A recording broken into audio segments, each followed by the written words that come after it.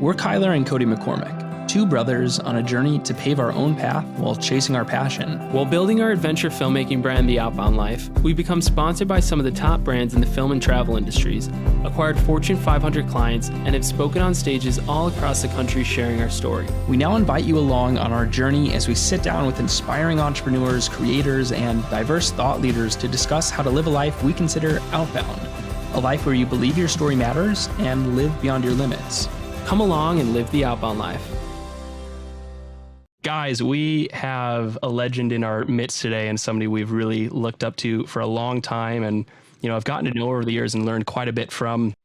I'm going to break him down a bit in this bio here because, gosh, there's a lot to Chris. There's a lot to Chris Burkard. He's an accomplished explorer, photographer, creative director, speaker, and author, traveling throughout the year to pursue the farthest expanses of Earth. Burkard works to capture stories that inspire humans to consider their relationship with nature while promoting the preservation of wild places everywhere. His visionary perspective has earned him opportunities to work on global, prominent campaigns with Fortune 500 clients, speak on the TED stage, design product lines, educate, and publish a growing collection of books. Along with his team, Burkard is based out of his production studio and art gallery in Central Coast of California. Chris, thanks for being here, man. I appreciate you guys a lot. Thank you. And it's been rad to not only watch your careers blossom and grow, but also just, be a part of that conversation over the last couple of years of, trying to help out where I can and just kind of see you guys have such a zest for storytelling and life and everything. And yeah, man, it's good to chat. I'm stoked you guys are doing this. Where are you? I mean, you guys are both somewhere separate right now. So where about? Yeah, we are. We're about 20 minutes away from each other, just northwest suburbs of Chicago as Nice. it is. But you're in the studio right now, Chris? Yeah, I'm in a little corner of my studio because we're doing construction and actually we're actually building a new room to store hard drives. Cool. So it's kind of like the unfun part of photography when you're like, I got to have proper data storage and you're going to spend a grip of money on it. And it's brutal. Like you have to do it, So, does that help out with data protection? Like with 100%. Like all that sort of stuff. We built like a fireproof kind of waterproof room and we're storing all our hard drive. And it's just like you're constantly upgrading, to bigger, better storage systems, more safely backed up stuff that you can run, a ChronoSync or some sort of a software on it. So I'm lucky that I don't really have to deal with that now. Totally. I have a part of the team that's on it, but it's a hectic scenario, for sure. No, that's Yeah. wild. And Chris, I don't want to spend too much time on this, but just obviously you being a travel photographer and everything that the world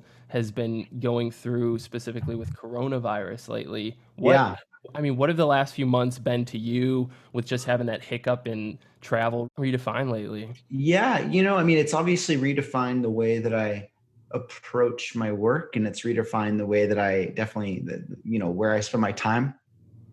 I didn't go anywhere for a couple months, which was excellent. I loved being able to be with my family and be home. And that was unreal, like so epic. To be honest, like I just was so grateful for that time. Yeah. And then I had a couple, it was pretty scary too. Like I was lucky enough, I applied for a PPE loan and got that to protect my employees because I have a staff of 5 and so much of their work is based upon jobs. And we had hundreds of thousands of dollars on the table vanish because of work, that we rely upon, in big commercial projects and tourism job, this and that. So that all vanished. And now we're kind of picking up the pieces, but luckily I was able to start working again about a month ago. And I went to Arizona and shot a job for a resort. And, it's really like touch and go, like you're traveling out to these places. Like I'm bringing my own gas in my car. I was bringing my own food. I'm just like, everything is like dialed and I was trying to do anything I could to not stop and not impact these small towns. And then because you don't want to travel through and bring I just want to be conscious, and for my own family's sake and for anybody else's, like ultimately so and then I went to Alaska and I was on a boat, like remote Alaska, really cool, with a crew. Where in Alaska was that? We were out in the Kenai Peninsula area, like just Wow. exploring kind of that whole zone. And it was funny because it was like we were quarantining on a boat, just with our essential crew, right? And that was for like 10 days. And then, we're really like, it's a weird scenario. Like you're not getting out to go to the gas station and grab snacks or food. You're sending like one person to get this, like you're ordering your food, you're doing, it's a new world. It's kind of in some way feels imprisoning. But I'm super grateful that being out in nature and being in these remote places is now safer than ever. I mean, this is really where we should be. I came back from Alaska and I went straight to Utah on a trip to do a little bike packing trip where I was just exploring a remote part of the Utah backcountry. And that was super rad, super fun. You've been getting some good miles in. Yeah, it was fun. It's so fun to watch that kind of side of you of just kind of like photographer maybe is one of the main titles that people put on you, but you're an incredible athlete. I mean, some days I'm also like, I can be lazy, I want to stay at home. I want to do nothing, at times, but I feel grateful to have the ability to just like, I just think if anything, it's like, if this pandemic has taught us anything, it's like, make the most of every opportunity because you don't know when it's going to not be there. And I just feel so grateful to get out there, and I want to use my time wisely. Yeah. It's interesting. It's been very humbling, I think, for so many people and people who were not accustomed to being humbled, people who are very accustomed to controlling every aspect of their life. And then we're all kind of in this same boat. But I think you're totally right. Seems like me and most people I know after going through this, we're living more intentionally. And to your point about even travel, it's like, because I think living under a pandemic, you're learning these rules and what's responsible and what's not. But you're totally correct that, the outdoors, that is by definition the largest space that we have. So it's actually very, very easy and healthy to social distance while doing that. Chris, something I want to talk about that's interesting about you is I think so many people who have discovered you and have followed along through your body of work and career, they found you through social media, maybe particularly Instagram, and it just totally blew up. But what's cool about you is you actually had a very established and successful career before Instagram was really a thing.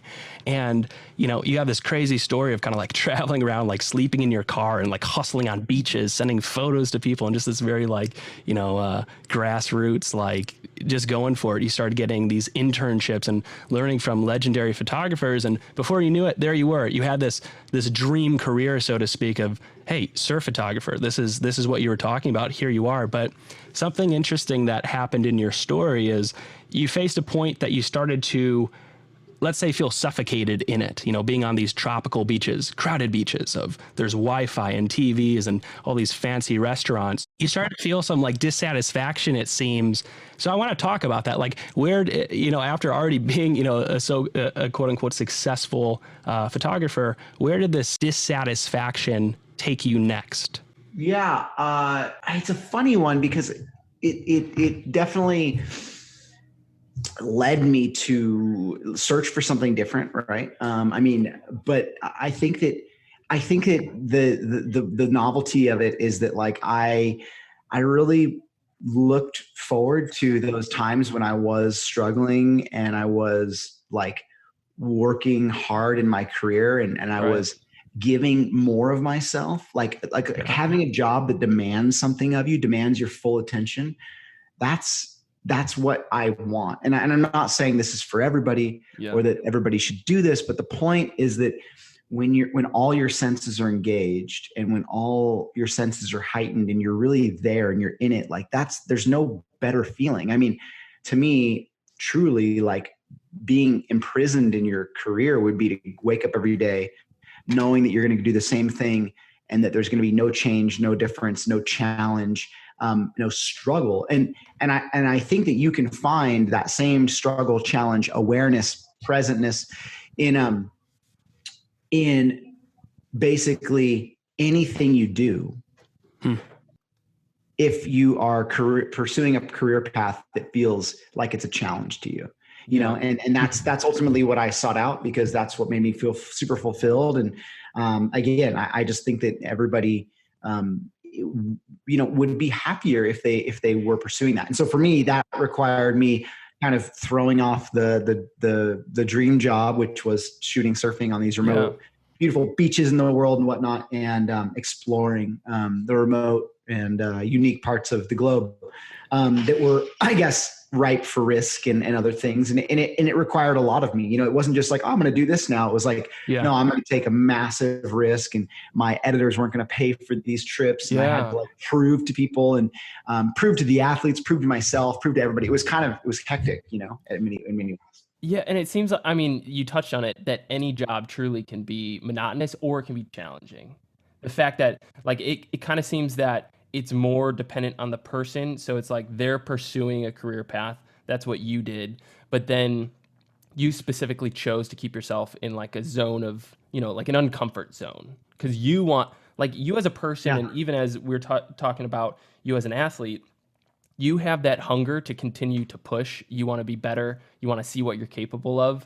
And I think that kind of outlook, you easily apply that to things. Right. Where a lot of people don't, and a lot I think anybody can be taught to do so, though, you know? I mean, when you I'm sure think so as well. It's just like, it's one of those things where if you aren't aware of the joy it can bring, you'll never seek it out, you know? And and I'm not necessarily saying like that, oh man, like you need to go do backbreaking labor because that's what's gonna be, you know, that's what's gonna fulfill you. It's just more a matter of like, even in photography, like I think I've tried to share this a lot in events and things like that, is like, even in photography, you know, I am kind of known as a landscape photographer, and that's awesome. And at a certain point, that even the act of just going out and shooting landscapes, or maybe being out at night and, you know, being alone and hiking alone and whatnot, can feel super scary to others. That's outside of their comfort zone. But to me, it's pretty commonplace. So then what am I doing to kind of further my own career? And sometimes like I'm terrified of shooting portraits. Some people are totally comfortable. I'm terrified of shooting other types of photography. And I think that what I look for is I look for ways to infuse those things that I know I'm not great at, or I know I need to work on, into my work, so that I can stay true to that thought process and methodology that even I need to, like, you know, take my own medicine sometimes and make sure I'm getting outside of my comfort zone. So I think it's, the point being is like, it's an ever evolving process. When I started my career going to the Arctic and going on expeditions, and was scary and terrifying and fully engaging. And nowadays it's a little less so, which means that I think I have to be more aware of like what gets me back into that state of being just really engaged. And that's what I strive for. I strive for ways to feel really connected to the work I'm doing. That's really cool. And I think it's practical too, because you're almost like you're describing this sense of like mindfulness in fill in the blank. I mean, you are a travel landscape photographer, but anybody in their job, if they're aware of where they're at, and they might find opportunities to, like you're saying, how you challenge yourself in your own ways that might not be so obvious. Maybe it's portrait photography, you know, like I don't think somebody would predict that, but we all have those ways in our own life that, you know, it's an internal battle that if you're growing, it's going to bring joy to the work and also bring better opportunities. Yeah. Complacency is just rampant. It's a disease, and complacency is something that we can all become subject to if we don't apply ourselves. And that's the whole point, right? Is like, you need to apply yourself so you don't get complacent. And if you don't get complacent, then you'll always be fulfilled because you'll be growing. And growth is, to me, critical to fulfillment, right? Yeah. In whatever capacity. I mean, there are a lot of ways to grow as people. There's a lot, you know, whether it's physically and like, you know, strength wise as an athlete or whatever, or whether you're, you know, finally speaking out about social justice issues and you're making your voice heard, like that can be scary for people. I mean, I think that a lot of photographers, they kind of hide behind the camera, and I've done that too. I know what that's like, but to emerge from behind the camera and to share your opinions, your thoughts, your feelings, that's a challenging thing for people, and a challenging thing for myself, and something that I feel like that can present a lot of growth for people. Yeah. And I think even just one thing to pull out on a practical level for that, I think for us, we've always acknowledged that typically the areas of greatest growth potential in one's life are always triggered by, or you can see what that's going to be by seeing where you have fear or what you're scared of. Like there's probably other areas, but at least in my life, it tends to be something that like I'm fearful of. I don't know if I'm capable of, don't know if you know, how I'm going to perform in that. But I like once I push into it, then that's where the growth comes from. Because like you said, if we just keep pushing into the, you know, okay, I'm an, landscape photographer and I just get out to these beautiful places and I'm, backpacking, living out of my backpack. That's scary to a lot of people, but you're sharing right now. You're like that. I feel really comfortable doing that. Yeah. Well, and I get that sometimes in events, like, people are like, oh, well, you took these incredible risks and you did this and that. And I'm like, well, risk is predicated upon your experience. Yeah. Right. So risk is something that I think is crucial for every type of job, every decision we make in our life. If there's not risk, what's the point? The outcome, and then therefore the variability of what you're going to achieve from it is just that there's nothing there. So to me, that risk is based upon someone's experience, the time someone's put in there. And, for me, trying to do a backflip on a snowboard or a ski would be the scariest thing in the world, right? Tons of risk, but for somebody who's done it 1,000 times, it's not risky at all. Yeah. So again, it's just one of those scenarios where like risk is something that's predicated upon our experience, and we need to seek out things that are still, and I hate to use that word risky, but still challenge us in some way. As photographers, Yeah, it's highly contextualized. You're totally right. That risk for you is going to look very different from me. And that comes from that self-awareness of realizing, what does it look like for me to grow? Something that I think we really admire about you and, kind of getting to know you over the years. And it's cool because you have known us since we were pretty young and kind of getting started in this thing. And it's been quite a bit of time since then. But I think one of the great attributes we admire about you is your generosity. And I'm not just saying this to butter your bread, but it seems like you live in a very generous way, especially with the most valuable thing, which is your time. I remember for us, I think we probably would have reached out to you first. It was probably a cold email, like maybe over LinkedIn or something, 2015, years back. And sure enough, you're like, hey guys, let's hop on a call. And we're like, no way. And from there, it's like we've skied in Utah with you. You've said yes to speaking on a few different panels with us in Salt Lake City or New York. And, we've always been just really honored by that. But I'm curious with you and how you live your life and give away your time. Why is it that with such a busy schedule, you do make time for so many of these things? Why do you take time to mentor people, to give your time away freely, while balancing a family? I've been impressed by how you've balanced that. Why is that something that's important to you?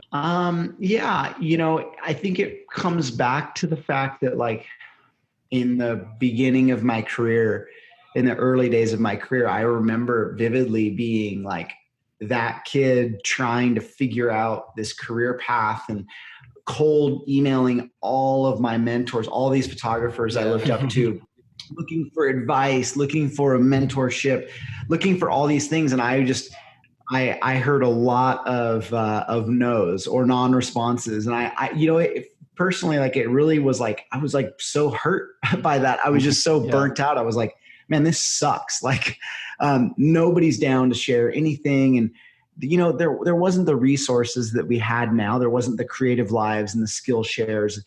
I quit school because there was no opportunity to learn what I wanted to learn. And so I really felt alone out there in the world. And I felt like the only way to learn how to do this was just to do it. And that sucked kind of, so I guess I promised myself at a certain point, I was like, you know what, if I ever become successful in this career path, I want to be somebody who people feel they can approach, who people feel understands their concerns, who people feel knows kind of what they're going through. And to be honest, that's really where I think that idea came from, was what can I do to be a light unto those who maybe need some guidance or whatever. And obviously I can't give as much time as I want to everybody or everything, but I really take a diligent approach to responding to direct messages when they have a legitimate question, when it's something that you can't find easily on Google, if somebody's coming to me for something that only I can provide, I want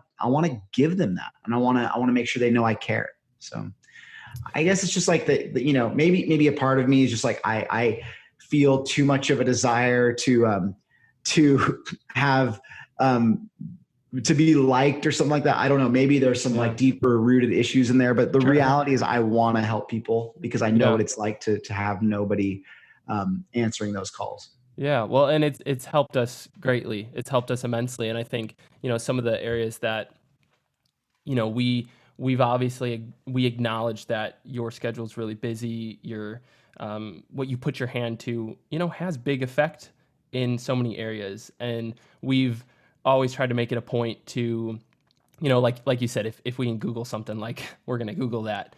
But I think even like as we've navigated the outdoor industry specifically, something that you're so experienced at, those have been some of the areas that we've like reached out and we're like, hey, how do we navigate this part? Or how do we go about getting permits for this specific national park, that kind of thing? Because you've had those shoots, you do those regularly. And it's to someone that, when we were breaking into that, we had no idea. And it's hard. There's mixed information out there.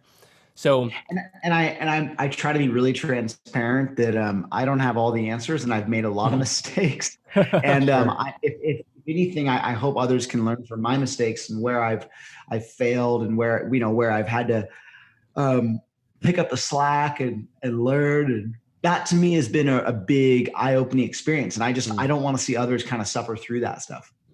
Well, it's much appreciated. And I think, even we've learned a lot about how we manage our own time, and even, when people reach out to us or a question, whatever it is, I think that's kind of been in the back of our head. It's like, kind of paying it forward and seeing the impact that can have.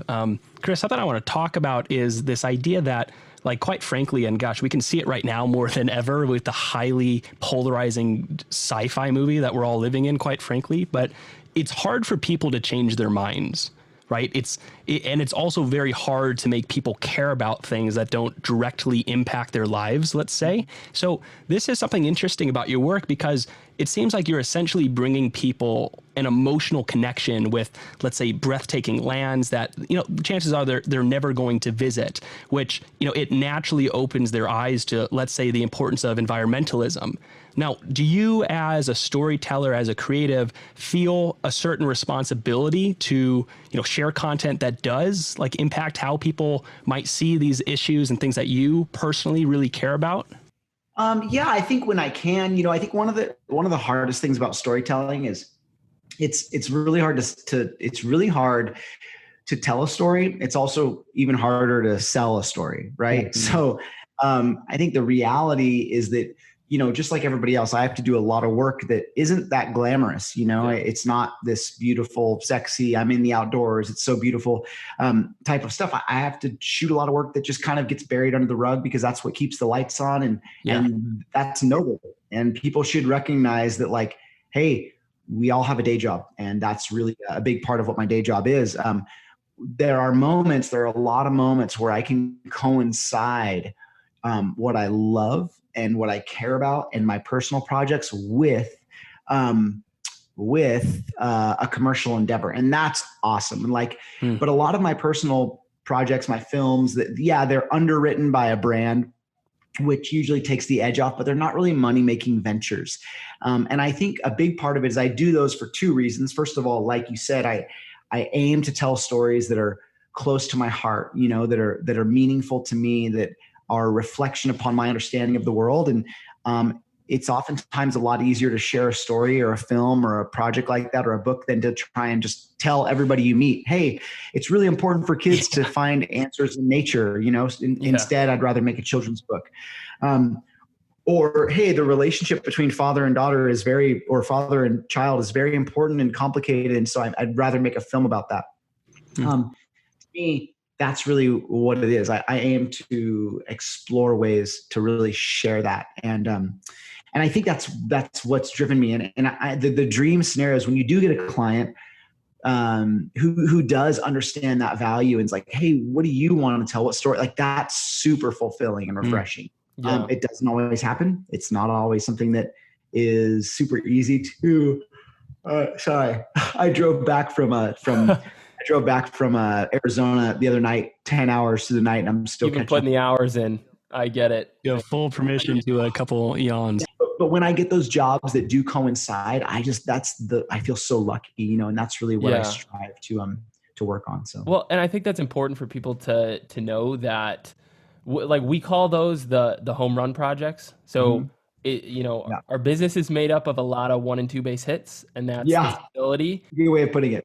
Unsexy, the quantity and ongoing things that, it's not necessarily glamorous. That's where you got to put in the work, but it's like we always want to have a couple home run projects in the works that we're going after. And when one comes through, it's so gratifying because it is like you said, it's where all those little pieces come together and your voice is the loudest, and it's you're doing what you want, and a brand is really supporting it in the way that needs to be supported. And I think back to I think it was 2017 that you did your tour with the film where you screened it around the globe, I think, under an Arctic sky. That was 2017, right?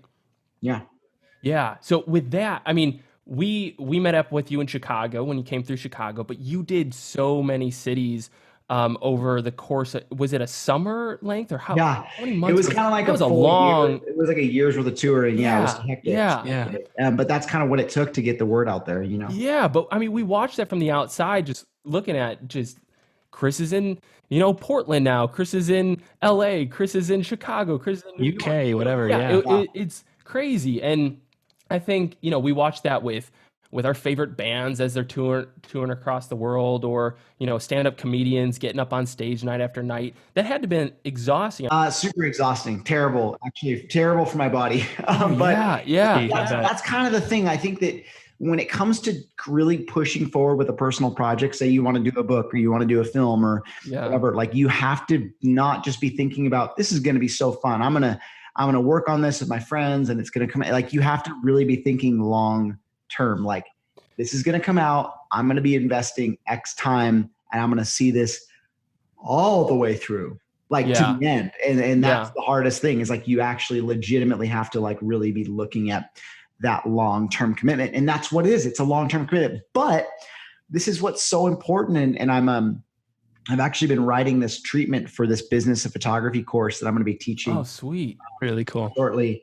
here. But one of the most important things about personal projects, about the ones that really say who you are and express what you care about, is that when they go out in the world, those are the ones that bring you back so much work, because people get a chance to, like everyone I've done, my California surf project, my Arctic swell video, my TED Talk, all these things, they predicated one upon another. Like one opportunity came, I invested everything in it, didn't make a lot of money, but what it made up for long-term was it sort of slingshotted me into the next year.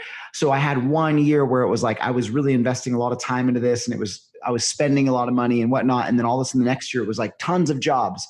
And so it's this roller coaster you ride where you really have to be considerate. Like when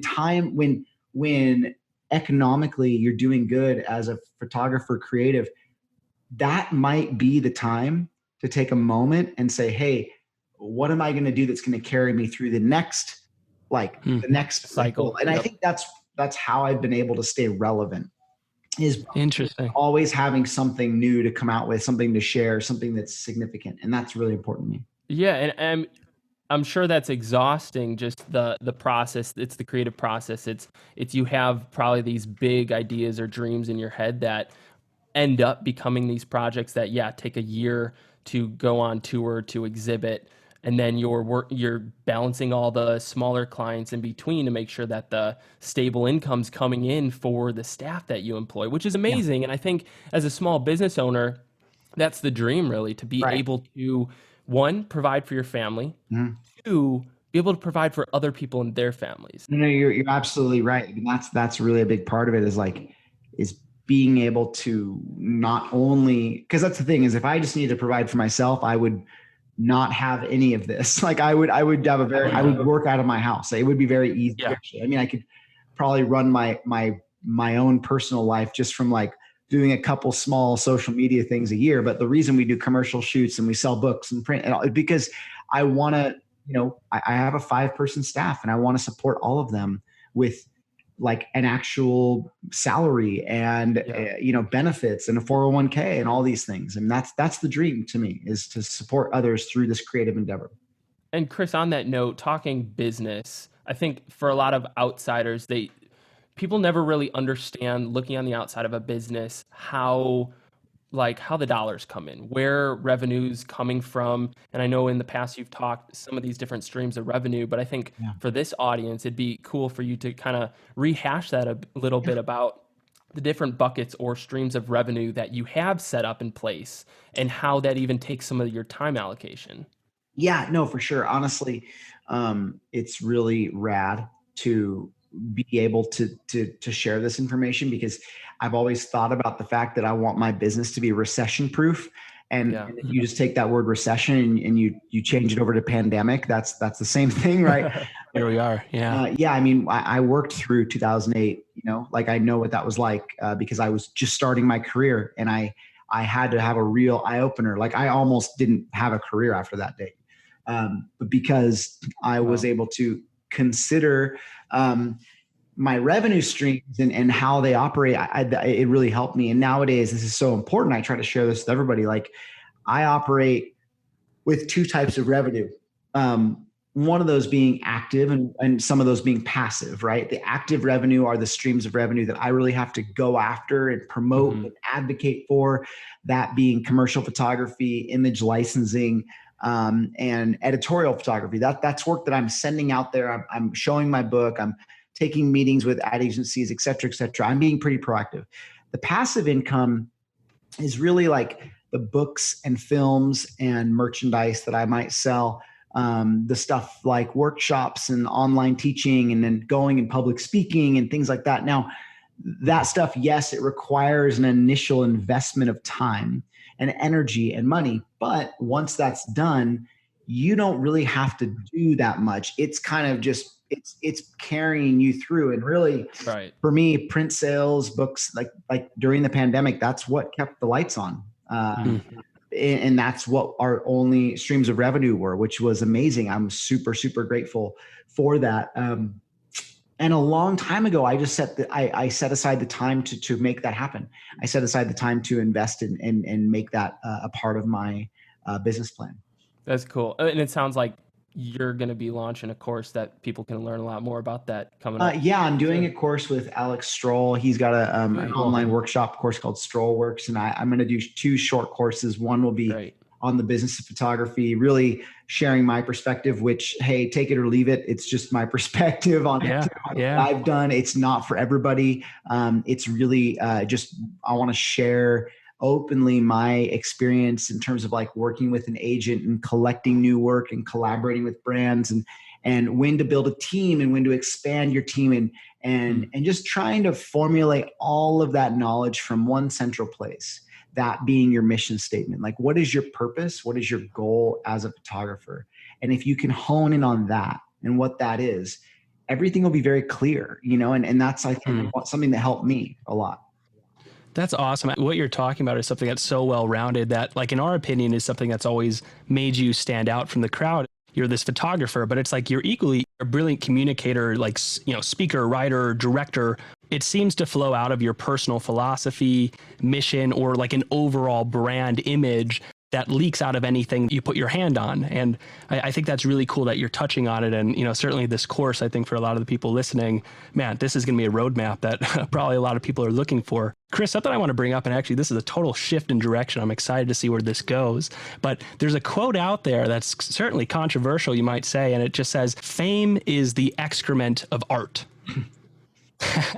So on that note, would you say that fame in your own life has been more helpful or hurtful on let's say like a personal level? I'm interested to dive into that, if that's something you'd be all right with. Yeah, I mean, absolutely. I wouldn't consider myself famous by any means at all. But I do think within certain circles, maybe my name is slightly more known. And I think given the fact that I have a fairly large audience and tend to be pretty vocal about things I care about, it attracts a lot of BS, and that's just what it is. It attracts a lot of differing opinions and this and that. And I think that, one thing I've always loved is this quote from Yvonne Chouinard that said, like, you're not pissing off 50% of people, you're not doing your job. And granted, that's a lot of people, but I think the point being is that if you don't have opinions and you don't have convictions and you're not willing to stand up for them, or you're not willing to stand for them, then you kind of fall for anything. And I think that maybe sometimes brands and people are so focused and busy on just pleasing everybody that they kind of forget about the fact that like, hey, like my shared experience in the world has taught me a few things, and I'm willing to share those. And I think if anything, yeah, it's a complicated scenario to, for me, the reality is if you pursue art in a holistic fashion, right? Like you're not paying for the exposure, and like you're pursuing art and you're putting your art out there and you're sharing it and you're doing everything that feels authentic to you. And because of that, some sort of fame, it comes of that. I don't know. It's a weird word to say. I think it's healthy. I think that if it's the other way around, like if you become a photographer because of the fact that you hope that this will make you famous, then I pray for you because that is a terrible way to go about it. Like, to be honest, I'm a pretty introverted person. It's why I go ride my bike for hours and hours on end without my phone, without anything, because I want to be alone. I get anxiety just going to New York City or going to Chicago. Like these places give me anxiety. Standing up in front of a crowd is my uncomfortable place that I try to grow from. That being said, I do feel like there is no way for me to justify the privilege of going outside and experiencing these places and doing what I do without coming back and sharing it with people. First and foremost, people I care about and I love, like my family and my friends. And secondly, people that I engage with on a daily basis. I feel like that's the only way that I personally can advocate for places and speak for them is if I share the messages of what it was like to be in Greenland and the Faroes and what it's been like to, raise a kid in this environment and how what it was like to, see surfing under the Northern Lights and watch, a friend of yours pursue their lifelong dream career path. I mean, to tell these stories is really, I think, at the root of what I hope to do. And if notoriety comes from that, great. I just think it's a matter of keeping it in check and realizing that first and foremost, you use a camera or you direct or you whatever to tell stories. And at the root of those stories should be a desire to help the world become a better place. That's really big, and not to extend that out too long, but I think it's the amazing kind of business and marketing writer Seth Godin, who I think he has a definition of art where he says something along the lines of, like, this is a gift that you share. It's like these two halves of art, and sharing is part of that, so long as it comes from a pure place. But I think that's really good perspective on, it's like if something means so much to you, it would almost be a disservice if you're not, spreading that out to people. And Chris, with all this travel and like you're talking about this career that has developed around you, how are you intentional about sharing that with your family? Because I know that's something that's your family's so important to you, and you can have seasons where you're caught up on the road so much. How have you made it a point to be intentional while raising a family with young kids? I mean, I think that this is a complicated thing, and there's going to be differing opinions on how everybody wants to do that, like how everybody hopes to raise their family or their kids. And for me, a big part of that is and here's a funny thought about it. Like, I don't have any desire for my kids to be a professional photographer or to like necessarily live in my footsteps or in my shadow or anything. And here's why is like when I spend time with my kids, it's essential for their personal growth to make sure that those experiences we have together are them teaching me as much as me teaching them, because that empowers them. They feel like they know something. They feel like they can share something. They feel like valuable. They feel worthwhile, instead of them being like, oh, I want to be a photographer and dad's just going to always teach me everything he knows. Like, yes, if they want that, I will offer that. But I love empowering them, that they love learning about dinosaurs and alligators and they love catching lizards and snakes. And this is stuff that's actually like I'm freaked out by, but I love doing it because that fosters a relationship where I'm giving them something they need, which is attention and learning and knowledge, and they're providing something for me. So that being said, that's kind of the approach that my wife and I have taken, right? Cool. Like, don't push, my world onto them too much, and let them come to it naturally.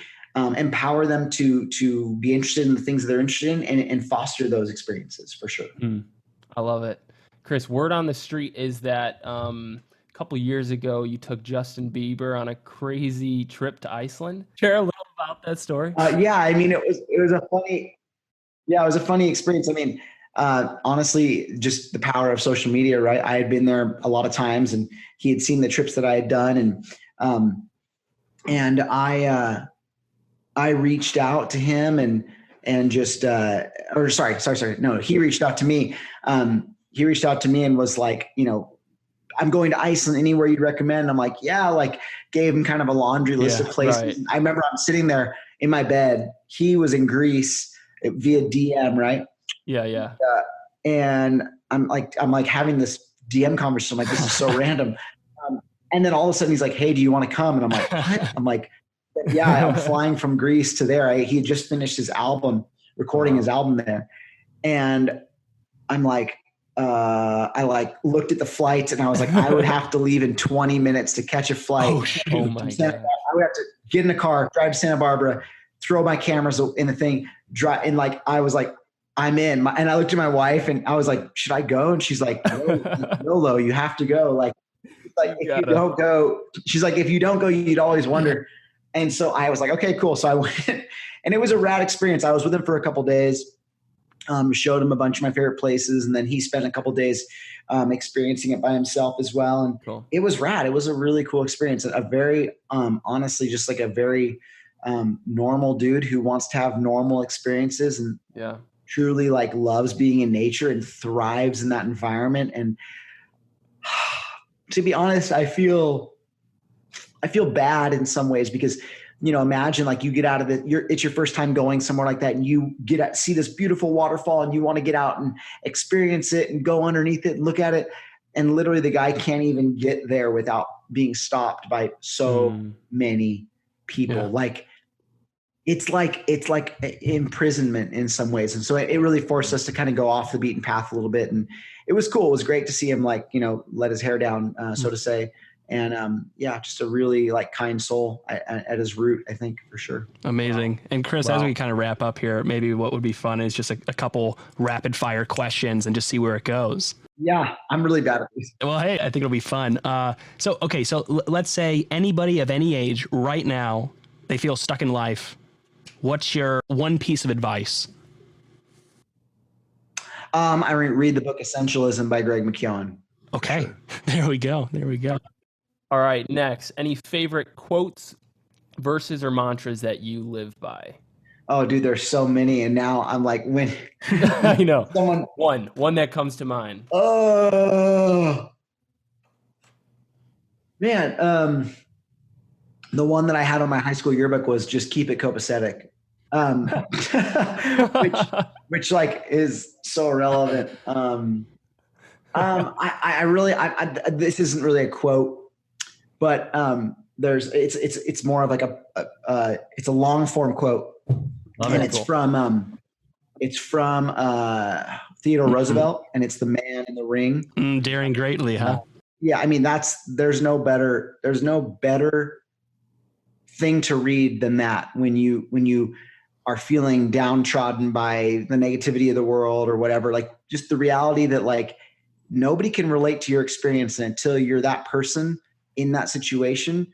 Like the opinions of others don't matter, because until they're there, until they're the man in the ring or the woman in the ring, whatever, like they can't relate, and that's just the truth about it. That's right? Huge. That's a great answer. That's actually my favorite quote of all time about how it's not the critic who counts, right? It's the guy who's out there sweating and falling on his face. It is. The critic doesn't count. The person who hasn't been out in the field, the person who hasn't, and that's such a good thing for everything. You talk about people who, we talk about like, places like the Faroe Islands and Greenland and their hunting practices and this and that. And until you go there and you see these places, how can you comment? How can we really gauge to understand how they live and what their experience is like until we've been in their shoes. And it just kind of reminds me that sometimes we all need to just shut the F up a little bit, maybe, and and realize that the world is brutal. And I think we're all so very privileged, and until we've been in somebody else's shoes, we just can't comment. I think now more than ever, that might be a relevant message. I mean, now is a time to hopefully listen. More shutting our mouths and exactly. Well, Chris, last question. What are you most excited about? And then how can people follow along on the journey that you're on? What am I most excited about? Well, I'm excited, but also bummed because I released my favorite film today, Unner, which is a 17-minute film about my friend Ellie Thor, who's a father, and his relationship with his daughter. It was premiering at Tribeca. It was premiering at Mountain Film. It was doing all these awesome things, but that got pushed back. And so now the physical engagement of going to the film premiere and seeing their faces light up and feeling celebrated is not there. But I'm excited to still put it out online. I'm excited to still see it rack up accolades and awards. And I'm excited to share it with the world. So that's something I'm stoked on. And I mean, and you just posted the trailer on. Yeah, I've posted the trailer a few times. It's hard because it's not officially out. It's in festivals, but and it's viewable in festivals. Okay. Other than that, I'm available to be followed. You just Google my name, it'll pop up. It's one of those. One of the byproducts of having some notoriety is just I'm there.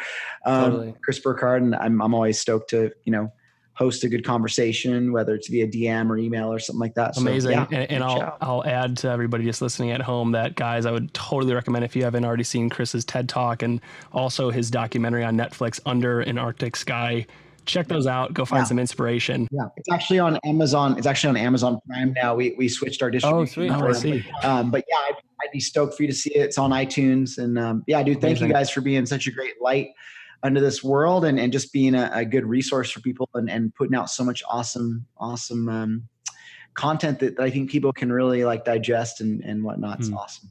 So, well, thanks, Chris. That means the world to us. And you've been such a support to us on our journey, and we've gained so much inspiration and just guidance, I think, through you and watching your journey and how to live in a way that, like you said, brightens up people's days. It's a light to people. It's putting good out into the world. And that totally agree. That means so much to us, and people can truly see the way you lead a life like that. Amazing. So thank you. Grateful. Chris, it's always such an honor. And until we meet again.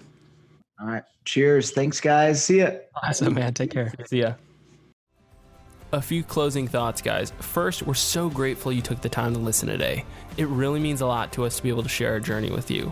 Second, if you got any value or inspiration from this episode, please take a minute to leave a rating or review on Apple Podcasts. Lastly, remember, your story matters. So go for it today and live the outbound life.